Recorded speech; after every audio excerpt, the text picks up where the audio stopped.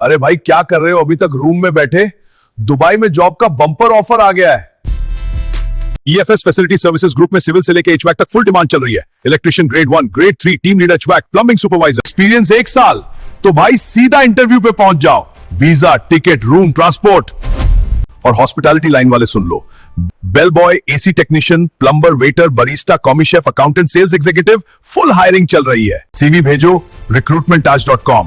Follow करो next gen act, वरना job update miss हो जाएगा।